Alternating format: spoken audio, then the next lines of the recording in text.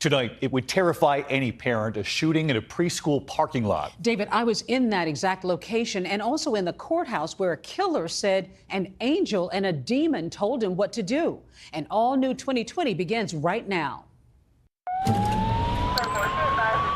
my God, an unlikely killer, an unlikely victim. This guy's bleeding to death out here. Twists and turns. Yeah, he had a hat on and it almost like a beard. Bombshells galore. It was just stranger than fiction. The shooter came across the parking lot and raised his arm, pow, pow, pow, pow.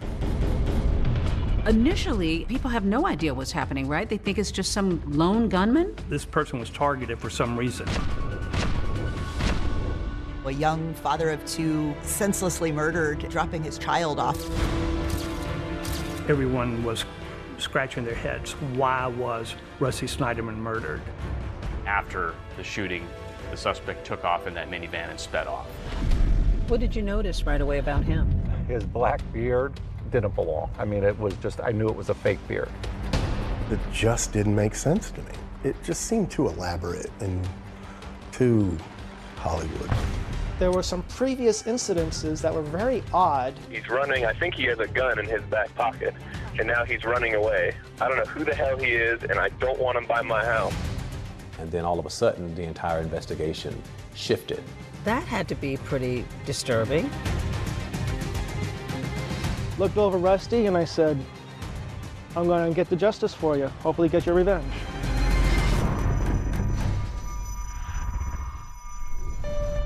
On a clear day with a bird's eye view, you can see all the way to Atlanta.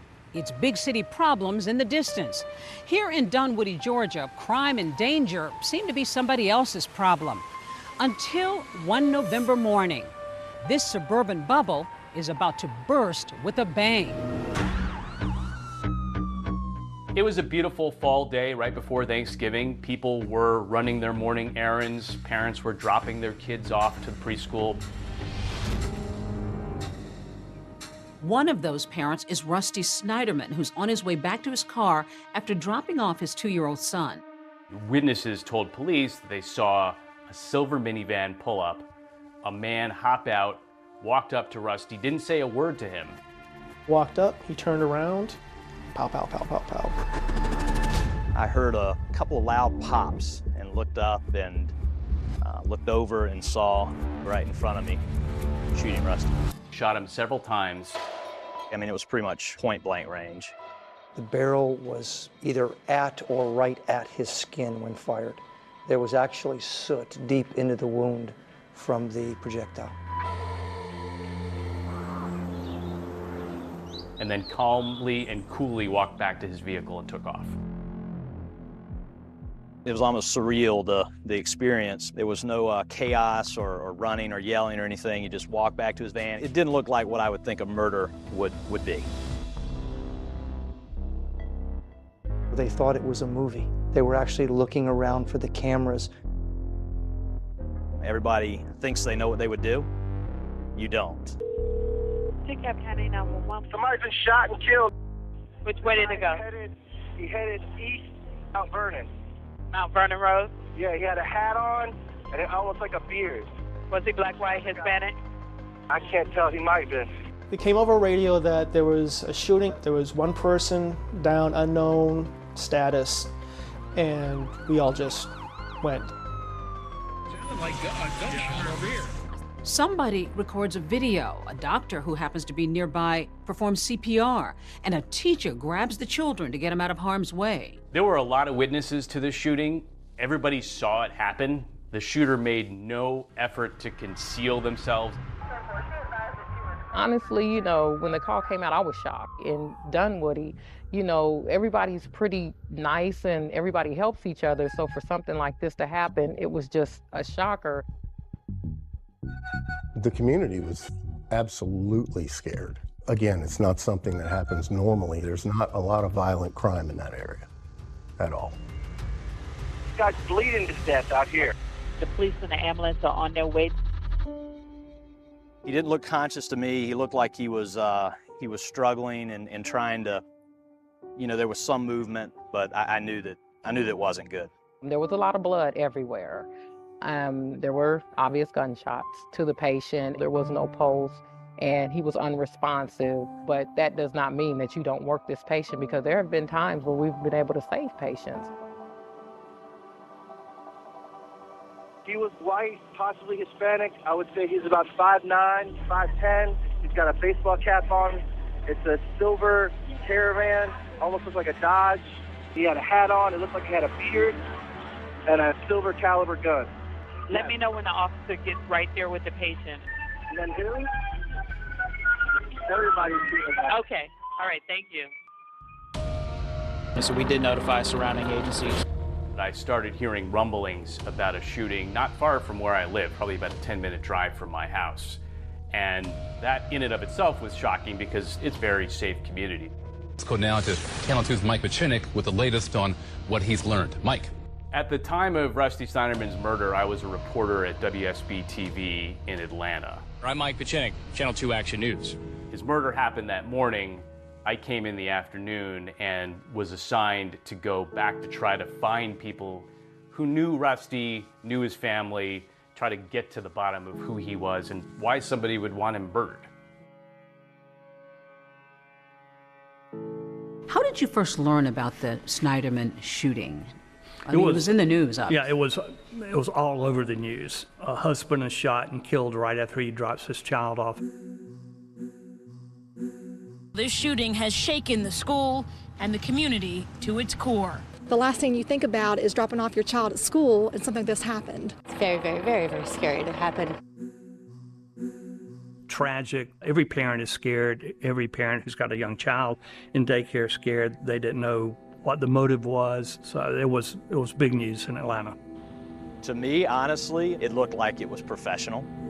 It was just the calmness of it. It didn't seem like it was a crime of passion. It was just very cold and calculated. The shooting did happen at close range. There was no indication that Rusty was going to do anything or was trying to attack the person. It was a purely one-sided shooting, and close range to me said it was personal. Right now, they are out actively searching for the man that shot this father. Rusty Snyderman's car was parked right there where you see that orange spray paint. Well, it looks like a hit. You know, happened in broad daylight with witnesses around. I absolutely didn't believe at any point that it was a random shooting. It was somebody that looked like targeted him on purpose. In the time it takes to count to 4, the innocence of a schoolyard, backpacks, snacks, goodbyes, shrouded in gun smoke, and now mystery. The school and several of the businesses in this complex do have security cameras. Dunwoody police tell me right now they are actively looking at that video to see if they can get a better description of the suspect. Initially, people have no idea what's happening, right? They think it's just some lone gunman? You know, no one could come up with a motive. Random shooting at a daycare center right after a child has been dropped off. This person was targeted for some reason, but nobody knew what that reason was. Still ahead, the clue you couldn't miss. What did you notice right away about him? Well, I noticed his black beard. The gunman's less than brilliant disguise. Didn't belong. I mean, it was just, I knew it was a fake beard.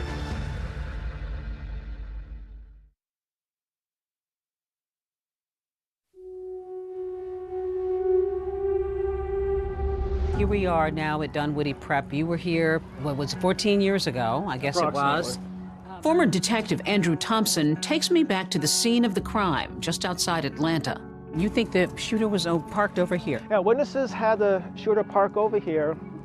As Rusty came around this way, he came around the front of his car, and he turned to open the door. The shooter came across the parking lot and raised his arm, pow, pow, pow, pow. Rusty Snyderman had dropped off his child, and as he was exiting, he was shot multiple times by an unknown assailant who jumped in his vehicle and fled the scene. This was a huge case in Atlanta, and especially since it happened in the parking lot of a preschool, you know, a young father of 2 senselessly murdered, dropping his child off. Just shocked that that happened here. This shooting has shaken the school and the community to its core.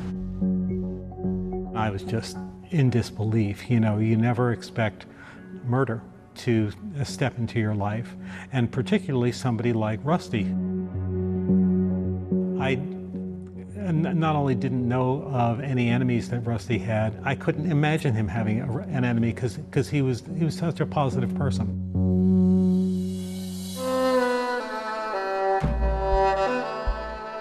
It was my first homicide. I didn't really know what to expect when I came up, but I just clicked right into professional mode and remembered all the steps that I need to take that I learned back in the academy. You start organizing, you start putting things in motion for witnesses and evidence, but you do something unusual. You bend down to the victim. Yeah, after I got everybody where I thought they should be and got the base information, I came back over and I looked over Rusty and I said, I'm gonna get the justice for you. I'm gonna get this guy and hopefully get your revenge.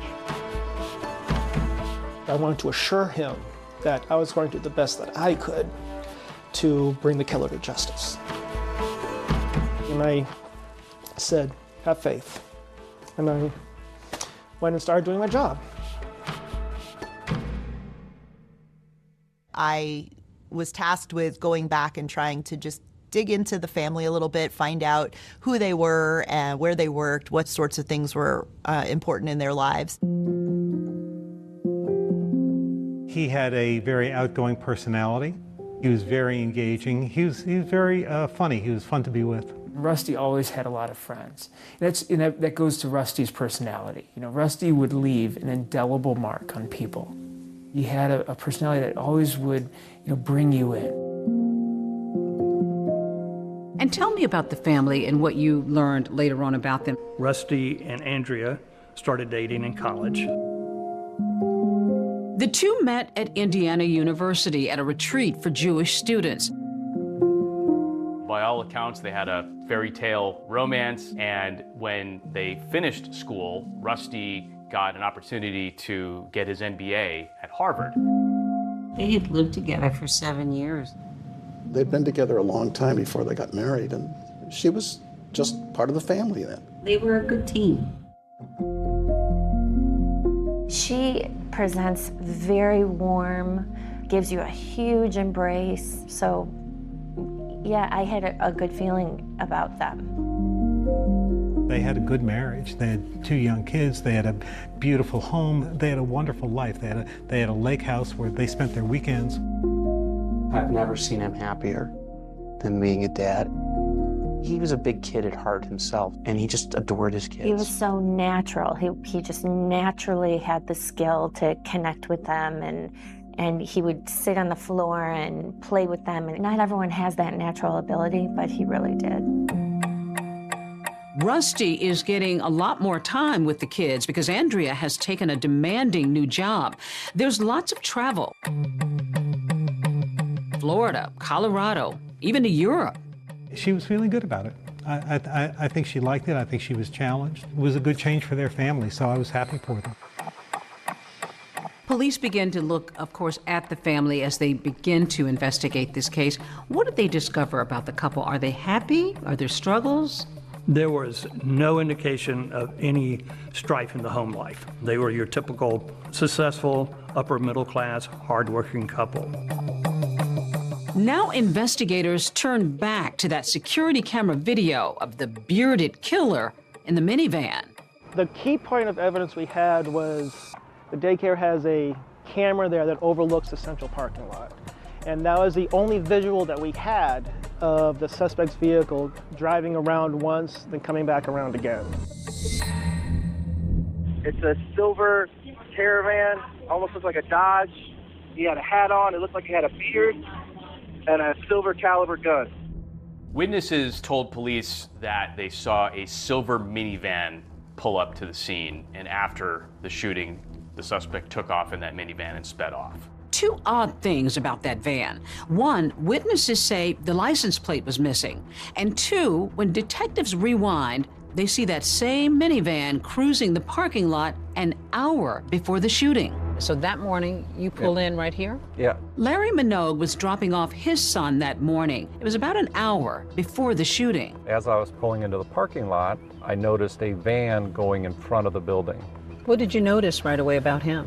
Well, I noticed his black beard, and I could tell, as far as how dark it was, that it didn't belong. I mean, it was just, I knew it was a fake beard. Larry says he even scolded the man. I just looked at him and said, you don't belong here. You shouldn't be driving through this part of the parking lot at this hour. Did he acknowledge you? No. Only later that morning does Larry realize that he'd come that close to a killer. I hear it on the radio. And my first thought was, oh my gosh, I think I saw that person. That had to be pretty disturbing. Well, it was, and then I just called the Dunwoody Police Department and they said, can you come by? Police release a sketch based on Larry's description. It's shown everywhere. The thing that really struck me was they all noted that this was a really strange-looking beard on the suspect and that it looked fake. Some people described it like an Abraham Lincoln beard. Yeah, he had a hat on and it almost like a beard. A manhunt now underway for the bearded killer. And why was Rusty Snyderman calling 911 just a week before his murder? Was there an earlier attempt on his life? He's running. I think he has a gun in his back pocket, and now he's running away. I don't know who the hell he is, and I don't want him by my house.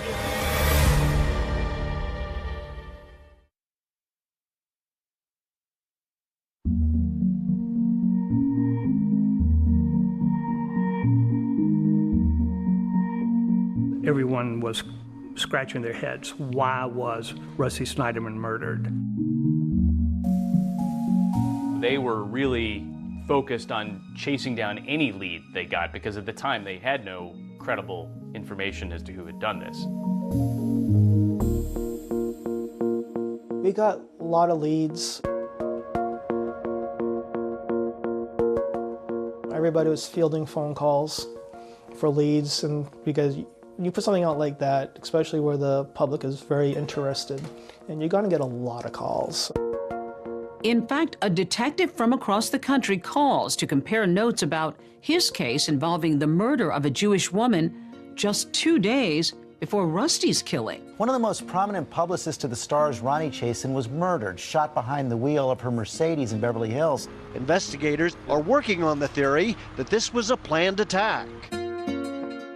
The detective from Beverly Hills, California, gave me a call, and he was working a case that also involved people from the Jewish community. And he thought it was worthwhile for him to give me a call to see if there might have been a connection. I know I got a call from the sheriff of a local county, Putnam County, that had a couple that was killed at their lake house. And so he called to see if there was some kind of connection. Of course, you know, there was no connection. So it does bring out a lot of those kind of maybe similar cases that people are, you know, searching for a lead on their case. Then there's the tip from a woman so convinced she spotted the man in the sketch that she follows him. When police put out the picture of the minivan and the composite sketch of the shooter, a woman at a nearby grocery store thought she saw the killer and started taking pictures to try to help police catch this person. According to police, the woman tails the man into the store and back out into the parking lot, secretly snapping photos with her phone. And as it turned out, it was not the killer. He had an airtight alibi. With any investigation, they always want to start by finding out whatever they can about the victim. And so in this case, they dug into where Rusty had worked, what sort of business ventures he was involved in. We spoke to his business partners. Some detectives thought the murder looked like the work of a hitman, a murder for hire, possibly related to one of Rusty's past jobs. We also looked into his wealth management job that he had briefly. That was could be a great indicator as to a motive for it. You know, if you're a multimillionaire and you end up losing millions of dollars, that could really flip a switch in somebody and want to get revenge on you. Police quickly realized that this was not a business deal gone bad. They had no evidence to show that Rusty owed anybody money or that he had mishandled anybody's finances, so they pretty much put that to bed. It just didn't make sense to me. It just seemed too elaborate and too Hollywood, if you know. And Rusty's not the kind of guy that's going to get in any kind of trouble. No criminal history, no anything. Then this puzzling revelation. In the weeks before he was killed, Rusty Snyderman had called the police for help, not once, but twice. If they can have emergency 911, what's the address of the emergency? There were some previous incidences that were very odd. About a month before Rusty Snyderman was killed, something strange happened at his house. My garage door suddenly opened. We were concerned there may be somebody in the garage or in the house. My wife and I are both upstairs and my kids are in bed. They were panicking a little bit that somebody was trying to break into the house. Okay, relax. There's nothing to freak out about. The police are here, Andrea. Then, about a week before his murder, Rusty calls 911 again. This time, it's more serious. There was another incident where Rusty was starting to leave his home to go about his day, and he saw somebody behind his air conditioner on the side of his house. And he notices a gentleman laying down beside his house. When he confronted the guy ran away down towards the end of the cul-de-sac. He's running. I think he has a gun in his back pocket, and now he's running away. I don't know who the hell he is, and I don't want him by my house. In the middle of that call, you can hear Rusty pausing to attend to his son. I know, but I didn't get your water bottle. I'm sorry. He was wearing a hat and earmuffs, black mustache. Odd, sure, but a lot of people own guns, and so that's not a direct indicator that the person was looking to kill Rusty. Police respond to both calls and investigate, but no arrests are made. It's another clue as part of our investigation, trying to determine, is that related to the fact that he was shot, or is it unrelated? You know, we don't know at that particular point in time. About a month after the murder, investigators catch a break, uncovering the biggest clue in this entire investigation. A 4,000-pound clue, essentially. Yeah. That was probably the biggest clue they had in terms of figuring out who did this. And that's, you know, probably, as far as leads go, our top leads. And then all of a sudden, the entire investigation shifted. When they hit on that, that ended up being a gold mine for them.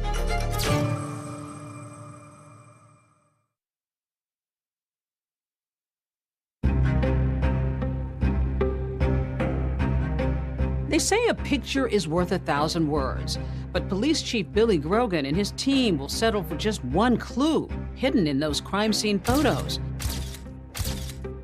Anything that leads to the man in the sketch, the black-bearded killer who shot Rusty Snyderman and then escaped in a silver minivan. Any sort of serious crime like this, you know, you start with the closest people to the victim and work your way out. Investigators speak with Rusty Snyderman's wife, Andrea, several times. Do you know anybody that drives a silver minivan? No, I don't know anyone else that owns a silver minivan. When they begin looking into this case, police talk to Andrea. What do they learn from her? Andrea is totally baffled. She doesn't know who would kill her husband, why her husband would be killed. She's very distraught. So the day after the shooting, Detective Thompson is asking Andrea to try to think of anybody who would have done this. Maybe an enemy of her husband? Somebody with a romantic interest in her? Has there been anybody recently, when I say recently, within the past year, that has expressed an interest in you? Yes. Who? My boss. Your boss? Yes. Andrea says her boss had made a pass at her and that she turned him down, and that was that. This is not an individual that would do something like this. In a follow-up interview the next week, Detective Thompson wants more details. Let's talk about your boss. Okay. How did he approach you with expressing an interest? We travel for business together, and we were at dinner, and he said, you know, he thinks I'm fantastic, would love to have a relationship with me, but knows that that's probably unlikely, and That was sort of, I mean... So it was a very polite... Very. Come on. He really respected me as a person.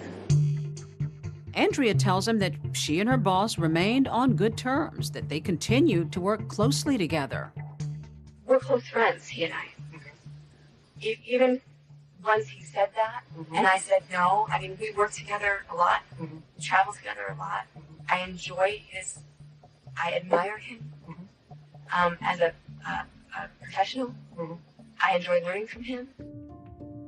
As for the idea of her husband cheating on her, according to Andrea, it was laughable. He doesn't have time to go to the bathroom, let alone have an affair. And he loved me so much and made that clear a million times a day. So I laugh because it's so absurd. It's absurdly ridiculous. Detectives now turn back to those ghostly security camera images, the killer's minivan. There's surveillance video that reveals a silver minivan. Yes. A 4,000-pound clue, essentially. Yeah. The van was the only solid evidence I had of the suspect. I looked at that video so many hours on so many days on my computer, just trying to find the fingerprint on that van that'll make it stand out. How did they go about tracking down this van? Well, we called the manufacturers of just about every minivan that was, looked similar. First I went to Ford, I went to Dodge, I went to Honda. The last one I went to, which was a recommendation from one of our patrol officers, was Kia. But, I hadn't thought about Kia. So I went to the Kia dealership. It was a 2011 Kia Sedona minivan. The 2011 model of that Kia Sedona minivan had only recently become available. There was right around 1,000 or so in the entire country. So that was a relief. And it gets better. The number of 2011 Kia Sedonas sold in Georgia at the time is just a lucky 13. We're calling every single person that owned one of these vans that is registered to. Everybody has an alibi. Nobody's in Atlanta, nobody's in Dunwoody. So detectives go back to that videotape. They get it enhanced and they play it on a big screen TV. And the first time I played it, the first time I saw this were 2 stickers on the front windshield that were offset from each other. That was my fingerprint. So now I had to figure out, what the hell are those stickers? And there was a sticker in the window, and it looked like it possibly could be from a rental vehicle. Turns out that Kia Sedonas were a very popular enterprise rental vehicle. And so when they hit on that, that ended up being a goldmine for them. So it was this particular rental car company that had this specific vehicle in their fleet. This leads to another important discovery. By chance, the barcode stickers on the suspect's van had been applied incorrectly.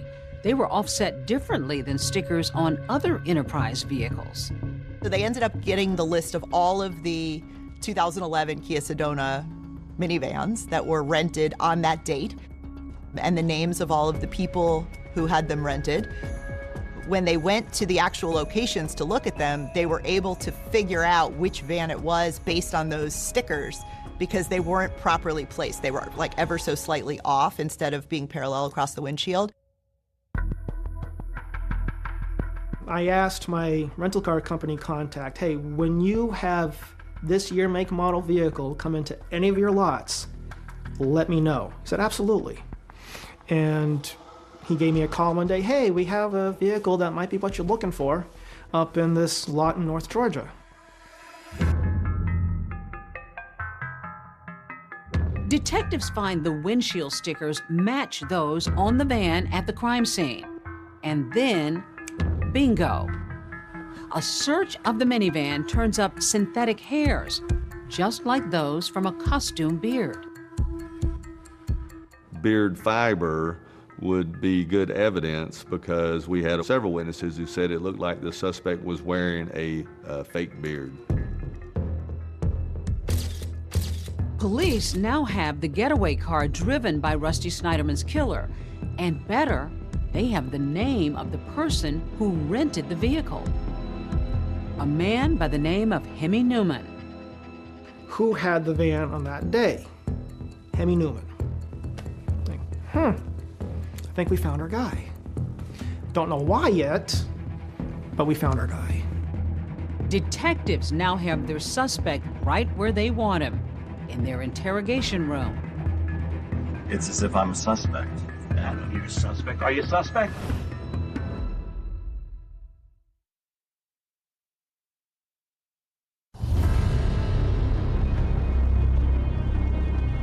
The man in the minivan, the man suspected of shooting Rusty Snyderman, is Hemi Newman. It's a name that doesn't ring a bell with police at first. Now, we're hot on the trail of Hemi Newman. Now, we had to find him. We had to talk to him, see what he wanted to say. And detectives do what anybody else might do. I Googled his name and found his LinkedIn resume. Surprisingly, the suspect, Hemi Newman, is a big executive at GE in nearby Marietta. Then lead detective Thompson gets a call from his bosses. It's like, hey, we have Hemi. We're going back to the precinct. Meet us there. Great. So I rushed back to the precinct. By the time I got back, the sergeant and lieutenant were already in the interview room talking to Hemi. Not many suspects bring an iPad to an interrogation room, but this one did. You okay? What? You all right? It's unnerving to be in a room like this. At the time, the Dunwoody Police Department is in an office tower, the kind of building where ordinarily an executive might feel right at home. I want to get into the incident with Rusty on that day, November 18th. You don't expect an executive with GE to be in our interview room, being interviewed about a homicide, but yet he was. Listen, I'm going to talk to you about the day of the shooting, but as everybody else, I'm going to read you your rights on it. Your Miranda rights. Do I have to worry? I don't think so. I'm not worried. Newman isn't under arrest. He's there voluntarily. But when police read him his rights, he hesitates. You understand? Do I need a lawyer? Do you need a lawyer? I don't know. I'm asking you. This is what you need to ask yourself. These questions, do you feel like asking you questions about Rusty? No, not at all, but you're reading me this, and I've never been in a situation like this. The two detectives that were in there, him and another one, were obviously playing off each other, trying to get what they could out of Hemi Newman. In the beginning, we wanted to see why he had the van. I mean, this is not rocket science. You're a smart guy. You're not signing away your mortgage. No, I'm not signing away my mortgage, but this is very uncomfortable. You're in the business world. You see papers all the time. I know, but you read Miranda rights, and it seems like it's as if I'm a suspect. And you're a suspect. Are you a suspect? I don't think I need to be a suspect. I shouldn't be a suspect. There's no reason why I should be a suspect, but you're reading me my rights. He was very calm, unusually calm. I want to know what happened on the 18th. I got to know.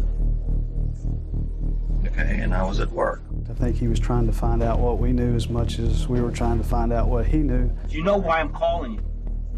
For help. I know. So you answered my call back. Right, to help. Okay. But getting rid of your Miranda rights isn't help. It's saying we can hold anything against you, and I don't know. Initially, it's gathering a lot of information, but then it gets into the whole crux of the matter, and he's not admitting anything, denying it.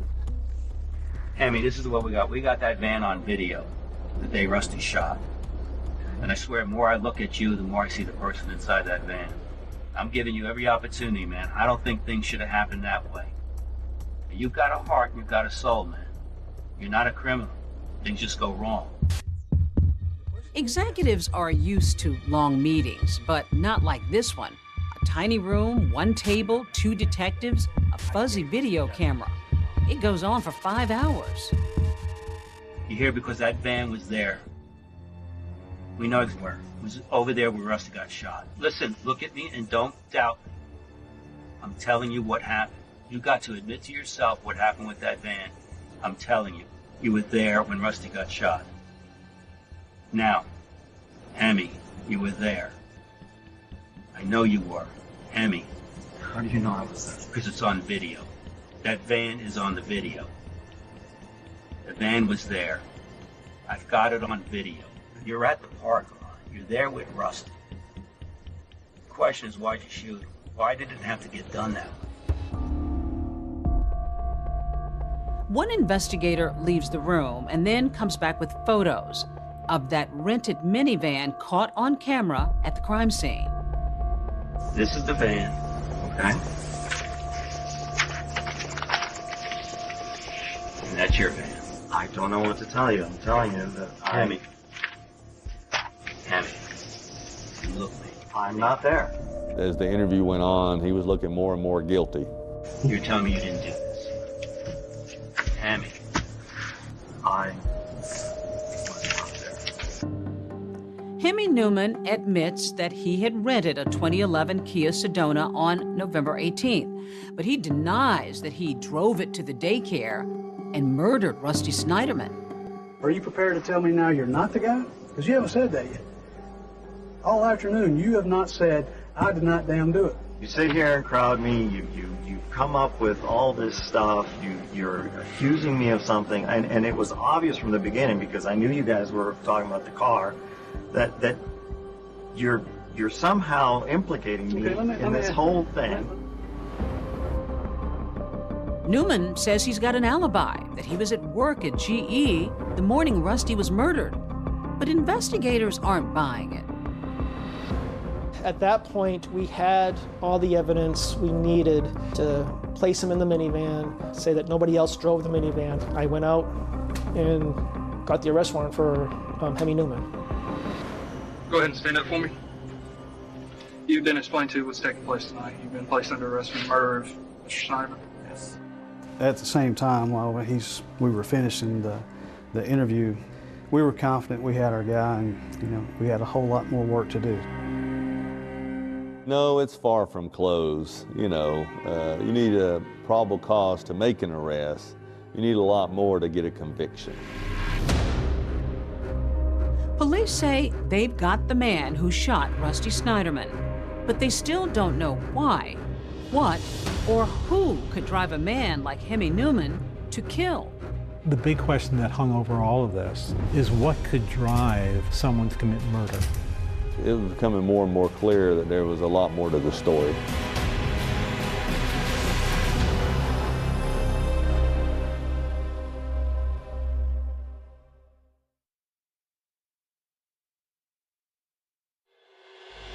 You've been placed under arrest for the murder of Mr. Snyderman. Why would a late 50s executive wake up one day and kill somebody? Put a wig on and gun somebody down in a parking lot? A young father of 2 senselessly murdered, dropping his child off. This was national attention. You come back to a case that now is swarming. This is what he did. The man wanted someone else's wife, so he killed her husband. The plan included me being there for Andrea after the fact. He got caught, and all of a sudden he's insane. I see dead people. They're telling me to kill people. What was that all about? What was this description of a demon and an angel? A demon that sounded like Barry White and an angel that sounded like Olivia Newton-John told him to do this? Like, come on. We're talking about a self-proclaimed delusional individual who killed my husband. How does she come across? Not like a grieving widow. Andrea Snyder, adulterer, liar, and master manipulator. Where is the evidence that she was a party to the murder of her husband?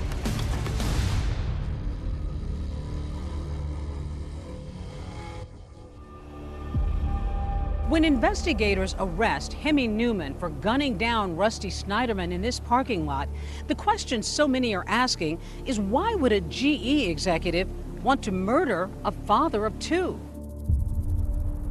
He got shot for one of three reasons: greed, revenge, or lust. Detectives think they've got their person, but they're searching for which of these age-old motives may have driven Hemi Newman to kill. And they discovered a curious connection between him and Rusty Snyderman's wife, Andrea. What's your relationship with Andrea? Andrea and I are friends. Hemi Newman was Andrea Snyderman's boss. That same boss that Andrea had mentioned to investigators. How did he approach you with expressing an interest? He said, he thinks I'm fantastic, would love to have a relationship with me, but knows that that's probably unlikely. You can only imagine our surprise, when we had the paperwork from the Enterprise and Google your name, and you're her boss. During the interrogation with police, they pressed him on the nature of his relationship with Andrea Snyderman. I find her attractive, and I indicated that to her. And I said, I'd like to continue to develop the relationship. And she basically said, no, I'm committed to Rusty, and that ain't gonna happen. They began to learn that Hemi Newman's marital life was not great. In fact, at the time of the shooting, he had moved out of his home. Problems in his marriage and Newman's attraction to Andrea Snyderman, all of this and a potential motive for Rusty's murder begins to take shape for police. Jealousy gets in the heart. Envy takes over. The mind starts working. And that life looks a hell of a lot better than mine right now. Hemi Newman may have confessed to his feelings for Andrea Snyderman, but when it comes to a confession about his connection to the shooting, that's a different story. I was not there. I did not pull the trigger on the gun just for Rusty Snyderman. At the end of the interview, our detectives arrested Hemi Newman. You're arresting him? That's what I'm saying. After his arrest, Newman pleads not guilty to a charge of malice murder. Myself and a detective went to Andrea's house to deliver the news that we had arrested the person who killed her husband. We made an arrest on the case. Are you serious? We have. Do you have the person in custody? That's all I said. Anything else? Who is it? It's a boss. Are you kidding me? Please, no. What did I tell you about it? Oh my God. Oh my God. The Dunwoody police called me and said we'd made an arrest. And so I said, who? As soon as I knew his name, it just made my skin crawl. The murder trial for Hemi Newman, the man accused of murdering a father outside his child's daycare center in Dunwoody, is moving fast on this very first day. All eyes are now on courtroom 5D here in the DeKalb County Courthouse as Hemi Newman's trial is about to begin. But before opening statements, a big surprise. Newman now admits that he killed Rusty Snyderman, but says he's not guilty because he was mentally ill when he committed the crime. All right. All right, you may be seated. The state may proceed with his opening statement. Boil it down to a sentence. The man wanted someone else's wife, so he killed her husband. He got caught. And all of a sudden, he's insane. At this point in time, the defense will have an opportunity to give you their opening statement. This case is not about what happened. We know what happened. This case is about why. Hemi was like a puppy in love. He felt that he and Andrea were like soul mates. Even though Hemi Newman has now admitted to firing the gun that killed Rusty Snyderman, prosecutors still need to lay out their case. So they begin by tracking his movements the day of the shooting, beginning with his morning at GE before sunrise.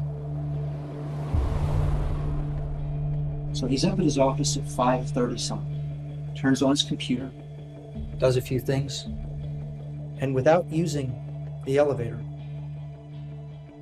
exits Defendant used the stairs and went out an unmanned back door.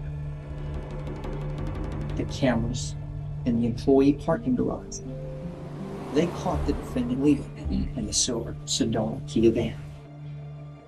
Prosecutors argue that just 2 hours after Hemi Newman shot and killed Rusty Snyderman, he fills up his rental car with gas, returns it, and then heads back to work in his own car.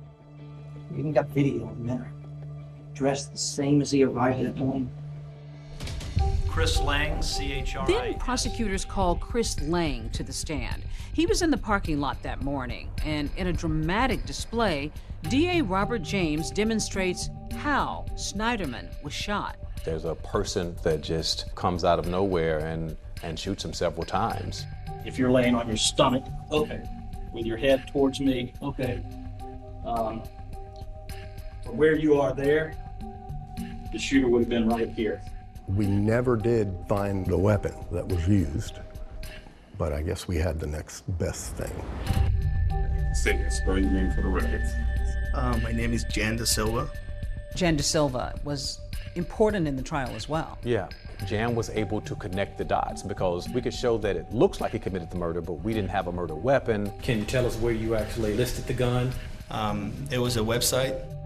Mr. Da Silva said he had sold a Bersa 40 caliber Thunder pistol. I showed him the lineup and he immediately identified Hemi Newman as the person he sold the gun to. Do you know who the person was that contacted you?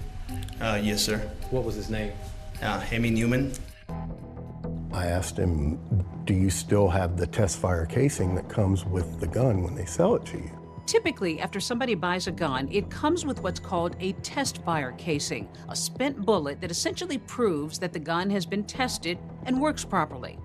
Jan Da Silva said he actually had given that casing to his girlfriend, and luckily for investigators, she still had it. Prosecutors say that souvenir shell casing matches the bullet casings found at the crime scene, linking the gun to the murder. What would have been about a week after he sold the gun to Hemi, Hemi came back up to the restaurant where Jan Da Silva was working as a valet. He started off by saying, don't ever have a mistress. Don't ever have a mistress? Yes, sir. And Newman tells Jan Da Silva something else about that gun he'd recently sold him. He told me he just tossed it on the lake, Lake Lanier, and that it was okay because he made sure that it was tossed in somewhere where nobody can find it. What does this all begin to tell them about Hemi Newman? This was a massive cover-up. All right, Mr. Deputy, we're in recess till 9 o'clock tomorrow morning. A well-planned cover-up and proof, according to prosecutors, that Hemi Newman was very much in his right mind when he planned this murder. But now his trial is about to take a truly bizarre turn, one that includes some of the world's most famous musical names.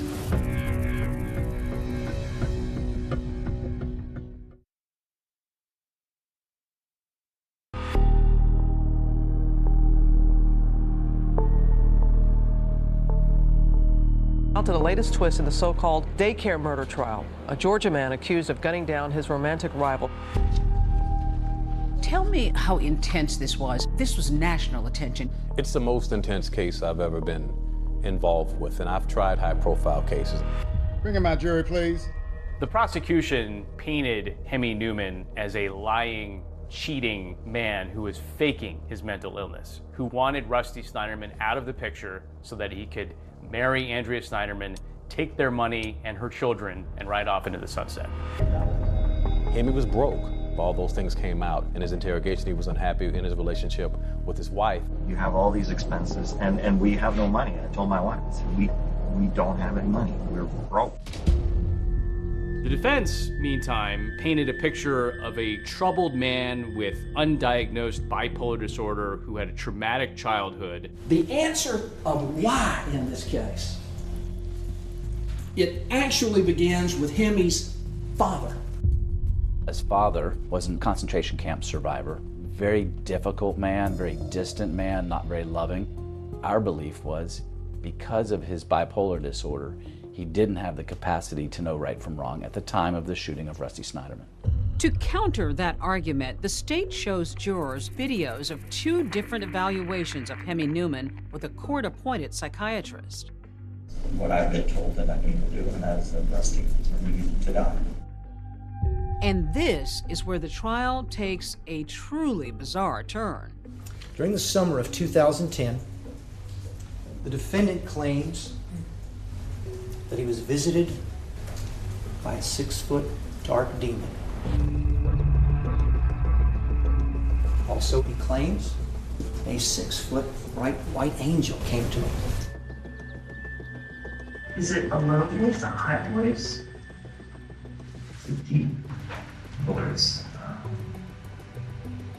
Almost like a very white. That's right. According to Newman, the demon in his head sounded like the R&B legend behind hits like Never Never Gonna Give You Up, voice of the angel. The Australian played in Greece. What's her name?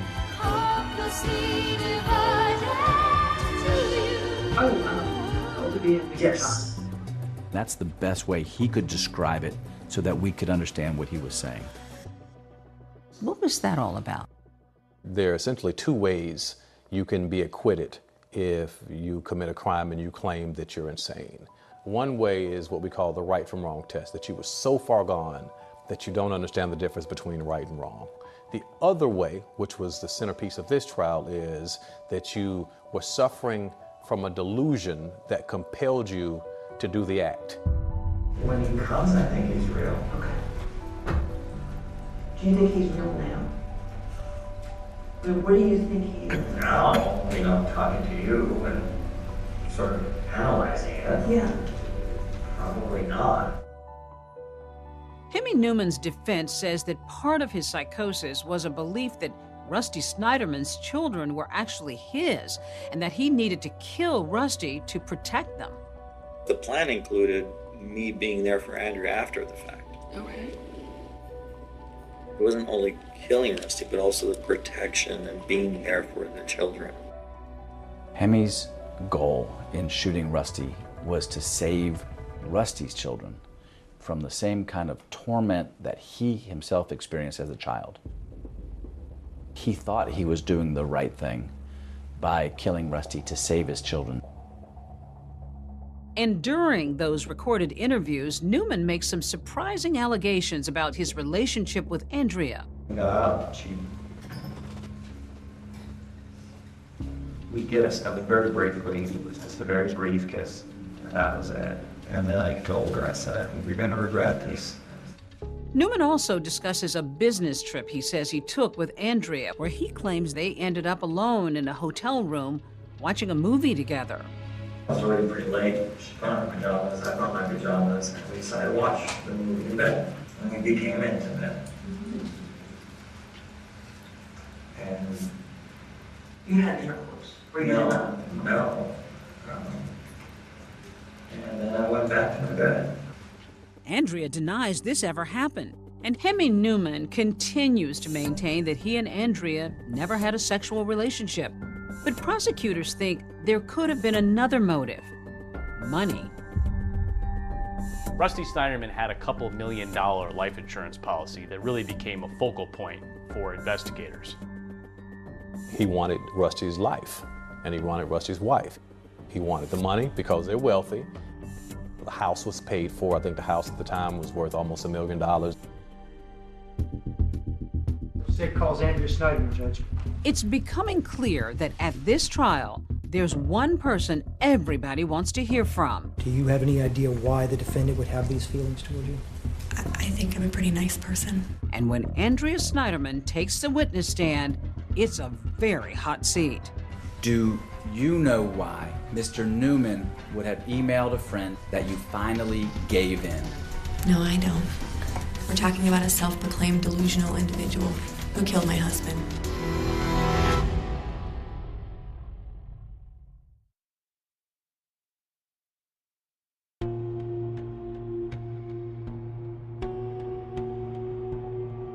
More than 70 people would testify in Hemi Newman's trial, but the star witness undeniably is Rusty Snyderman's widow, Andrea. Once she takes her seat here, things quickly turn hostile. State calls Andrea Snyderman, Judge. Did the defendant ever express his feelings for you? Yes. Do you have any idea why the defendant would have these feelings toward you?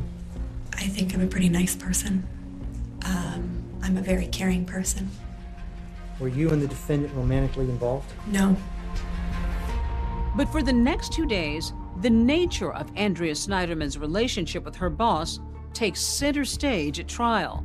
Prosecutors going over details about their business trips together, reading from some very unbusinesslike emails between them. It's about how you felt when we looked at the stars in Tahoe, when we woke up Friday morning in Denver, when we walked out of the restaurant on Thursday, when you took my hand and nestled your head on my shoulder. Okay. Okay? Yeah. Did that happen? Did what happen? Did you wake up together in Denver, in Tahoe? No. Even so, Andrea testifies that when she and her boss traveled together, she allowed him into her hotel rooms 2 times. But she says that was before she realized Newman was stalking her. Did he stalk you from inside your own room?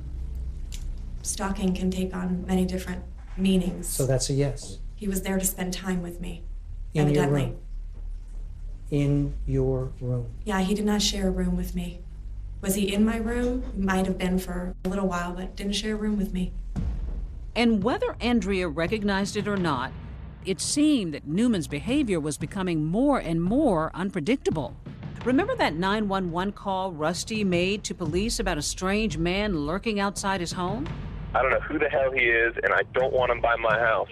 Turns out that was Hemi Newman, an admission he eventually made during one of his mental health evaluations. I told Hemi, I told like 6 other people also what happened on the side of my house, because it was bizarre and scary. Normally, when you're called as a prosecution witness, you're there to help their case. They treat you nicely. They treated her as a hostile witness from the get-go. I had no choice but to continue my career and my job. Andrea Snyderman was defiant because both sides were coming at her, full bore. The stalker that you've now testified about, you picked him up at the airport. Yep. You flew home with him. That's correct. You changed seats to sit next to him. That's how we always traveled. In one of the emails, she talks to Hemi about feeling like she's betrayed her family and expressing remorse over actions. I turn to the second page of that email. Yep. Hemi Newman says, "Please never forget how much I love you." And how did you respond? I know, but so do other people. I betrayed them all. I'm not trying to deal with that for now, but my burden, not yours. What happened in Greenville, man? We were holding each other's hands, and that's it. It may sound worse than it is, but to me, that was a betrayal. So you're repenting in the email, at least, from holding his hand? Yep. She was pushing back on these allegations, and she wanted people to know unequivocally, I had nothing to do with this, I didn't have an affair, I didn't betray my husband, certainly didn't want him dead. Do you know why Mr. Newman would have emailed a friend that you finally gave in? No, I don't. We're talking about a self-proclaimed delusional individual who killed my husband. No, I don't question anything that he sent to anyone. Here you have this widow of the victim adamantly saying that something did not happen, and yet both sides, the attorneys, were arguing that it did. One witness after another takes the stand to testify about what they claim was the nature of the relationship between Hemi Newman and Andrea Snyderman. The jury even hears from a bartender in South Carolina who recalls serving the pair. What stood out most was that he kept spinning her around to the salsa music. I know at one point she kind of was dancing for him. He pulled her back, groped her. They were groping each other, I know, because I kind of turned away. At any time did you see the parties kiss? Yes, I did. How many times did they kiss? I would say about 3 times. Andrea is also asked about this trip, but says she remembers certain details differently. We had some drinks at the bar, maybe 1, 2. Did you dance? I got onto the dance floor myself. Did you dance with the defendant? He came to join, and there was a time where he reached out his hand and twirled me around, and that's it. Well, did you kiss him or did he kiss you? No. No. Looking at her testimony, it was sort of hard to remember who was on trial. Yeah. Whether it was Andrea Snyderman or Hemi Newman. Yeah. You all went after her, and the defense went after her. Yes. Yeah. We had to, because we had to establish motive. How does she come across to the jury? Not like a grieving widow. Dishonest, disingenuous, a liar. And there's something else that stands out for prosecutors, something they see as a discrepancy in Andrea's story about the day Rusty was shot. Andrea Snyderman testified she didn't know Rusty had been shot until she got to the hospital. At the time you called Don Snyderman, at that time, did you know what had happened to Rusty? No. Okay. I didn't know what happened to Rusty until I got to the emergency room. Okay. No one told me what happened to Rusty. Rusty's own father and one of her friends testified that she called them to say that Rusty had been shot. She called and said Rusty had been shot. She was so sorry, and that she was going to Dunwoody Prep to find out what had happened. And are you sure that she told you that Rusty had been shot? Yes, sir. She immediately screaming to me that Rusty had been shot, and she didn't know if he was dead or alive, and she was on the way to the hospital. Again, Andrea denies that happened. And that same friend also testified about what she knew about Andrea's relationship with Hemi Newman.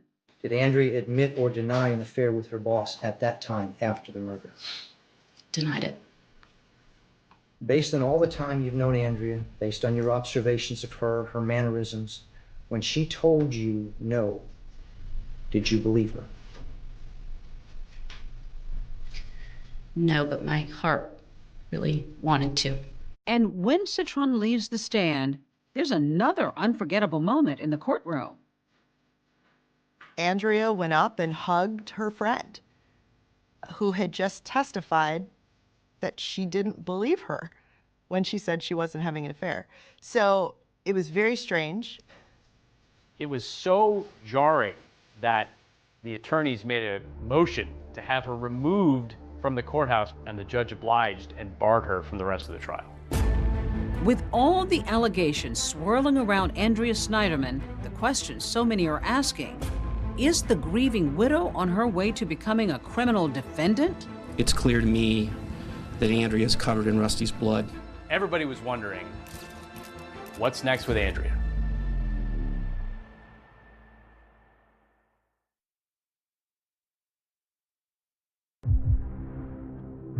Dramatic closing arguments in the daycare murder trial. Just what motivated Hemi Newman to kill a man outside of that Georgia daycare depends on who you believe. The murder trial for Hemi Newman is moving fast. The jury could have this case as early as tomorrow afternoon. As prosecutors and defense lawyers begin final arguments in the case against Hemi Newman, the two sides have one thing in common: their scathing accusations against Andrea Snyderman. Both sides claimed that she was an evil woman who played a role in her husband's death. Either the angel and the demon were talking to Hemi and telling Hemi to kill Rusty, or the demon that he was cheating with. The gun, in this case, was in Hemi's hand. But the trigger, I respectfully suggest, was pulled by Andrea Snyderman. You had the defense team saying that she knew full well that Hemi Newman had mental illness, and she was sort of pushing him to do this. Even if she didn't expressly say, go kill my husband, her actions led him to do that. Adulterer, liar, and master manipulator. They were laying it all at her feet. Yes. Our theories were very, very close. They were saying she led him all the way up to it, but didn't necessarily plan it. And we were saying, yeah, she was the motive for it, but we believe she perhaps had something to do with it as well. Hemi didn't hide his crime from Andrea because Andrea already knew it. As soon as this murder had taken place, she called Hemi Newman. She calls Hemi multiple times. On her way to the hospital, we thought that that was extremely odd behavior. She told everybody that would listen that Rusty's been shot, but yet she wasn't told until she got to that hospital 2 hours later. The only way she would know that is if he told her. Andrea says she called her boss for more innocent reasons, to tell him that something had happened to Rusty and that she'd left the office. Rusty deserved to be treated with some respect and dignity. He did not deserve to be shot down in the street like some stray dog. Robert James was forceful, he was loud, he would point. This is what he did! He was putting on a show, saying, no, he's lying about this mental illness. This was an affair. They both wanted him out of the picture. They would have us believe that he's insane because he's having a good time at the club. And Andrea's doing this dance for him, and she's, and they're groping and they're grinding and they're getting it on and they're kissing and hugging. He's having an affair. He's about to go back to the room and do the horizontal mumbo. What man in America wouldn't be like, whoa, I'm about to have sex. It's great. Of course he's having a good time. If that makes him insane, then half the men walking down the street are insane. Nobody is insane that plans a murder this way in the cover-up. He knew he was wrong, and that makes him guilty, that makes him guilty, that makes him guilty all day, every day, because he is sane and he knew the difference between right and wrong. Any minute now, Judge Gregory Adams should bring the jury in for that verdict.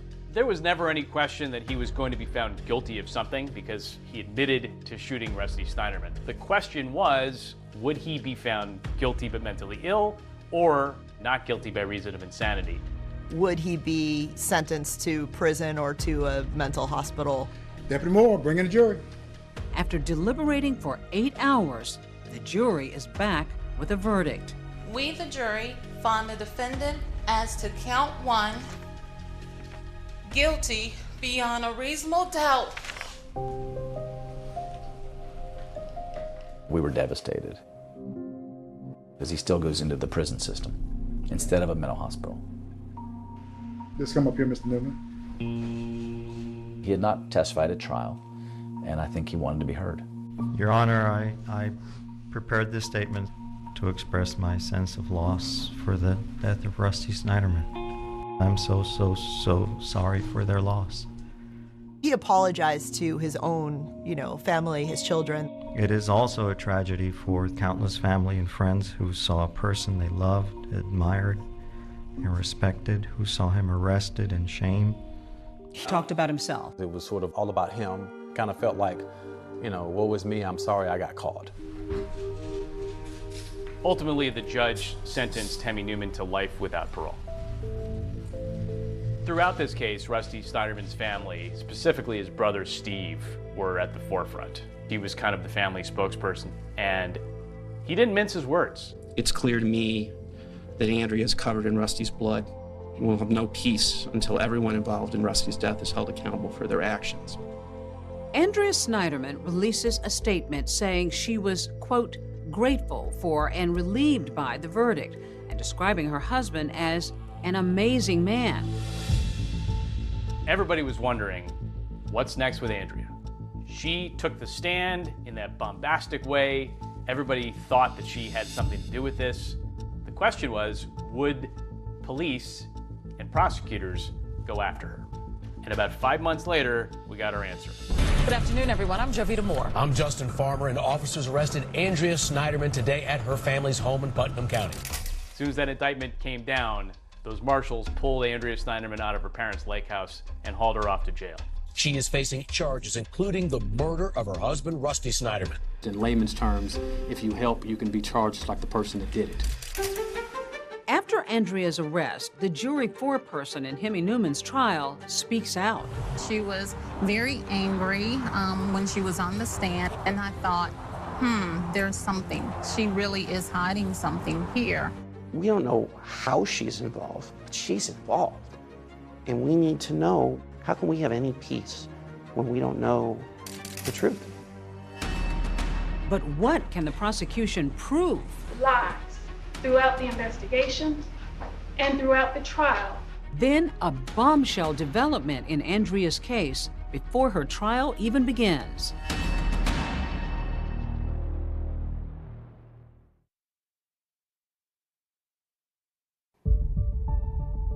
When the indictment itself came out and charged Andrea with malice murder, a lot of people were surprised. I always had empathy for her, but at the same time, there were all of these unanswered questions. And so, those unanswered questions you want answers to. You hit her with an array of charges. Correct. We charged her with murder, obstruction, false statements, perjury. Are you thinking that you're going to be able to put her behind bars for possibly life as well? Yeah. I have some very strong circumstantial evidence, right? She's calling the murderer, who she happens to be having an affair with, moments after she finds out that her husband is shot. And then the night before the murder, there was a search on the computer for death benefits. The question is, do we have enough evidence that we can go from she probably had something to do with it to she did have something to do with it? Where is the evidence that she was a party to the murder of her husband? All you have is that she may have lied about having an affair. That doesn't mean she had anything to do with her husband being murdered. Indictments are built on solid foundations of evidence, and this one will fall like a pillar of salt. After 3 weeks in jail, Andrea Snyderman is released on bail and pleads not guilty to all charges. Anything you want to say just about how much you're looking forward to seeing your children? The judge put her under house arrest. She couldn't even take her children to school. On the eve of her murder trial, nearly a year after she was arrested, Andrea Snyderman's in court when the DA drops a bombshell. I'm standing before the court, standing before millions of people perhaps, asking for the court to dismiss the case right before trial. Robert James, the DA, had to go in front of the judge and admit that he did not have enough evidence to proceed with a murder case against Andrea Snyderman. I believe that it would be unjust and unethical to go forward on a charge that I am not 100% sure someone is guilty of. That can't look good for your office, though. Oh, it looked terrible. How hard was that for you, and how often does that happen? It doesn't happen very often. If you say that the prosecutor is a minister of justice, then you have to own that it's not what you know, quite frankly, it's what you can prove. Murder charges against Andrea may have been dropped. Mr. Deputy, bring in the jurors. But in August of 2013, prosecutors moved forward with her other charges, including lying on the stand and hindering the investigation into her husband's murder. Across the board, we believe that she lied to police and she lied on the stand. She hid evidence and she concealed it. She remained silent. She didn't tell them that she was a willing participant with Hemi Newman in this relationship. The fact that she called Hemi and the fact that she texted Hemi, she hid from the police. She suspected him immediately, but she hid her suspicion. Her husband wound up dead, not because of anything she did. She didn't hide it. She didn't conceal it. She didn't know about it in advance. She did not try to deny the relationship. She gave them his name, and she has cooperated time and time and time and time again. Was there a concern that Hemi Newman might testify against her? I kept thinking up to the day we were going to start trial that we would find out there's this new surprise witness, but that never happened. I was hoping Hemi would point a finger at Andrea to lessen his sentence. He never considered that option. Hemi continued to express his love for her. After 2 weeks of testimony and multiple witnesses, Excuse me, Deputy Garrett, if you could bring in the jury, please. the jury has a verdict. We, the jury, find the defendant, Andrea Snyderman, count 1, hindering the apprehension of a criminal, guilty. Count 2, guilty. Count 3, guilty. Ultimately, Andrea Snyderman is convicted of 9 out of 13 counts against her. Just 18 months after testifying at Hemi Newman's trial, Andrea Snyderman is right back in this courtroom, this time for her own sentencing. She tearfully denies ever having had an affair with her boss, asking the court for leniency. Please let me go home to my kids. Mr. Newman changed my children's lives forever by killing their father. Please don't make them live without their mother. Thank you. She blamed it on him, and she was the victim. She's not a victim. Self-preservation is the only thing on her mind. She lied to her family. She lied to her friends. She lied to us. It was more important for this criminal to protect herself rather than find and convict her husband's killer. We urge you to keep the results of her conduct that led her to lie in the forefront of your deliberations. The judge gave her 5 years in prison, and she's out in 10 months. With credit for time served both in jail and under house arrest, Snyderman is released on parole. And just when everyone thought the final chapter in the saga had been written, a new twist sees a very different looking Hemi Newman back in court.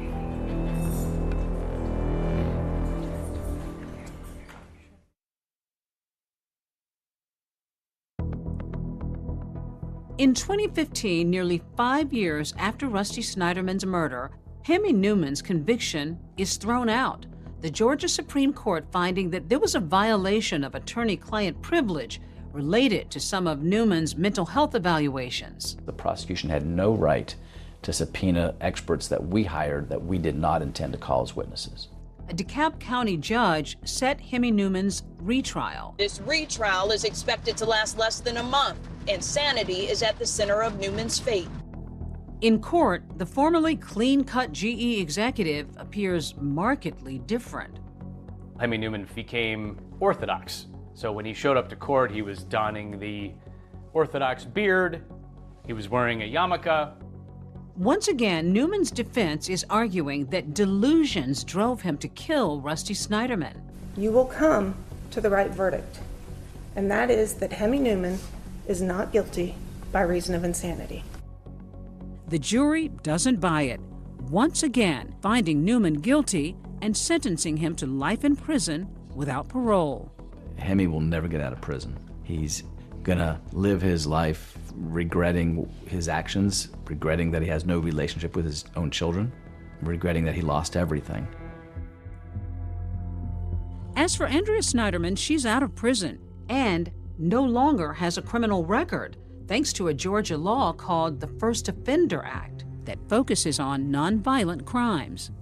Even though a jury has found her guilty, when a defendant is sentenced under the First Offender Act, as Andrea was, once you have completed the sentence, you have no record.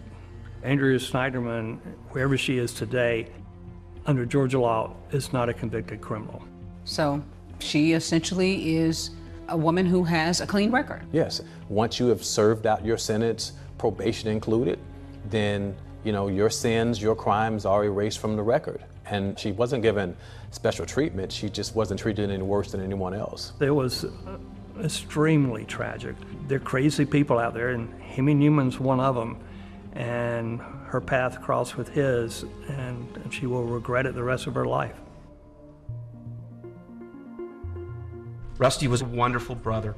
He was a great father. Sophia and Ian adored their father, and they were the light of his life. Every single day of our lives, there will be a hole in our hearts, in our lives where Rusty should be. The Snyderman family, they really just at the heart of all of it wanted this to be about Rusty and his life and his love for his kids. And I think that was the heartbreaking part of all of this, is that they were just wanting justice for Rusty. In my dreams, he comes waltzing through the door, just like he always did. We miss him. Every He day. was the light in our life. He had so much more to offer the world. The world is so much poorer because he's not here.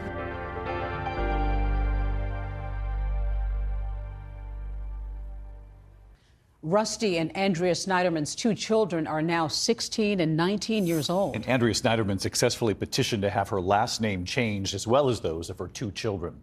That's our program for tonight. Thanks for watching. I'm David Muir. And I'm Deborah Roberts. From all of us here at 2020 and ABC News, good night.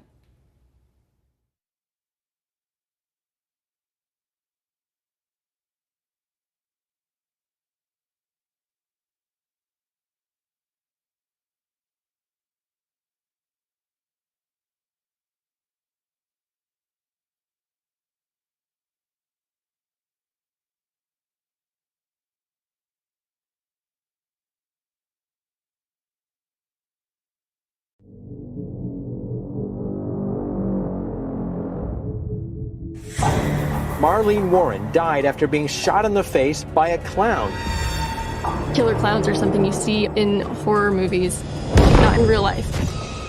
Not one thing was clear. It was all a mystery. It was such a bizarre case that did grab everyone's attention, locally, nationally, internationally. When someone gets murdered, you immediately look to a spouse. Police still haven't found that piece of the puzzle. This case grew colder by the day. And just like that, they hit a wall. They're never going to find out who did this. In 2014, new DNA technology came back with a hit. This was the news that people had been waiting for years. This is still all about Marlene Warren. We want to do justice for her. I saw the eyes, and the eyes don't lie.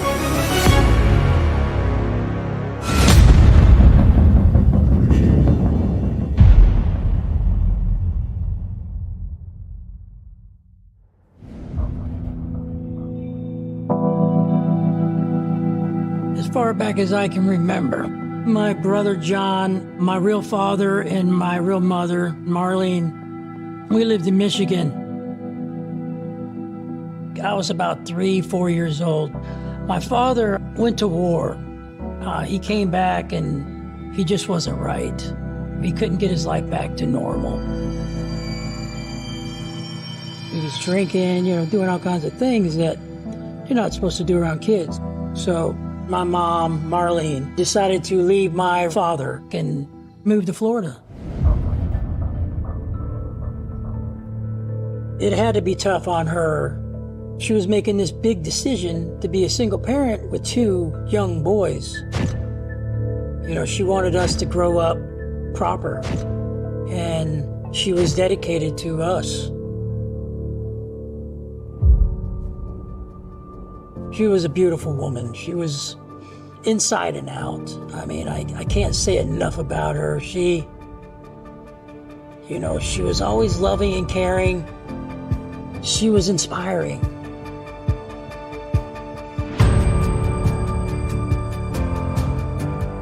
Months passed, and she met Mike Warren, and he seemed like a nice guy. He was charming, he was flattering, he said the right things at the right time. He'd go out his way to do something, for someone. He seemed real nice, he seemed real knowledgeable, just a nice guy.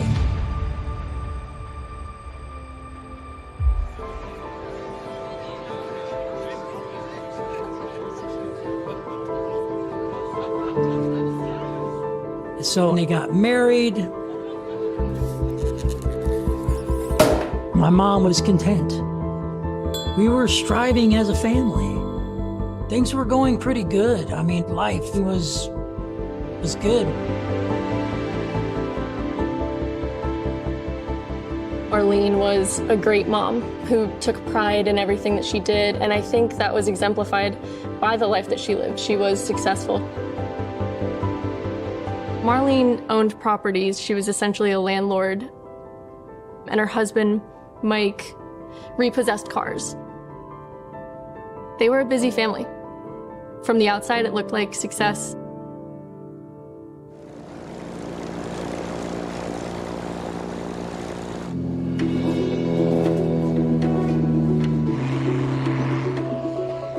Mike bought a piece of property out in the Aero Club in Wellington because he was flying airplanes.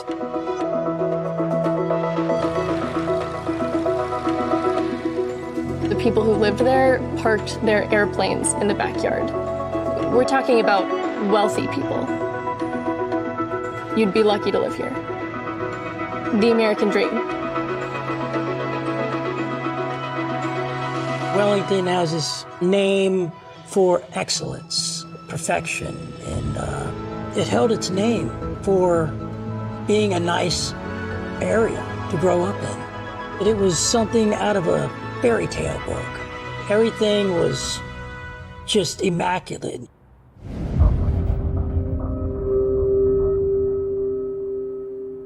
I can remember that day. It was around lunchtime. I was at work. My boss told me to go home. As soon as my mother saw me, she started crying and said, "Your brother's dead. He died in a car accident." I don't know how to tell you. I'm just going to tell you. And, you know, I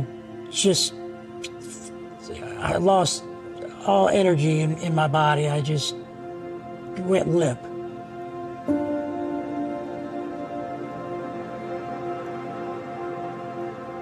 You know, I just was in disbelief.